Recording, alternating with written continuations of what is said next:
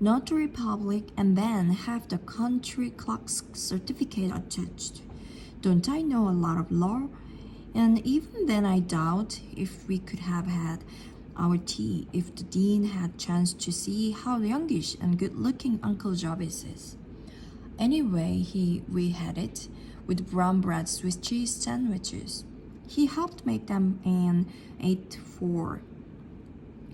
I told him that I had spent all last summer at Willow, and we had a beautiful gossipy time about the samples and the horses and cows and chickens.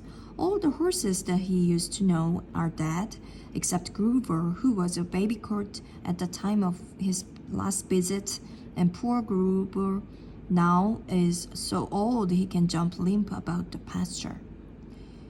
He asked if they still kept donuts in a yellow crock with a blue plate over it on the bottom shelf of the pantry, and they do. He wanted to know if there was still a woodchuck's hole under the pile of the rocks in the night pasture, and there is. Amasie caught a big fat gray one there this summer, the 25th great-grandson of the one Master Joby caught when he was a little boy. I called him Master Joby to his face, but he didn't appear to be insulted. Julia says that she has never seen him so amiable.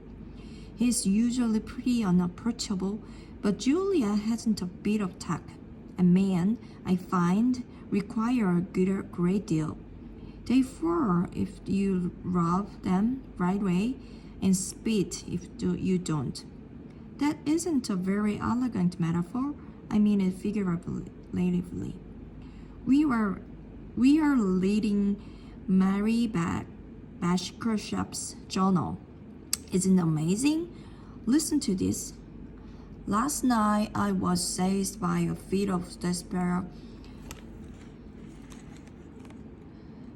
that found utterance in morn, and then finally drove me to throw the dining room clock into the sea. It makes me almost hope I am not a genius. That must be very wearing to have about, and awfully destructive to the furniture. Mercy, how it kept pouring. We shall have to swim to chapel tonight. Yours ever, Judy. Dear Daddy Longlegs, January 20th. Did you ever have a sweet baby girl who was stolen from the cradle in infancy? Maybe I am she. If we were in a novel, that would be the denouement, wouldn't it? It's really awfully queer not to know what one is, sort of exciting and romantic. There are such a lot of possibilities. Maybe I am not American. Lots of people aren't.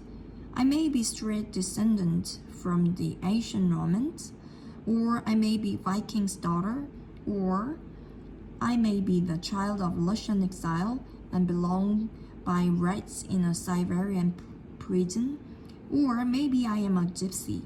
I think perhaps I am. I have a very wandering spirit, though I haven't as yet had much chance to develop it.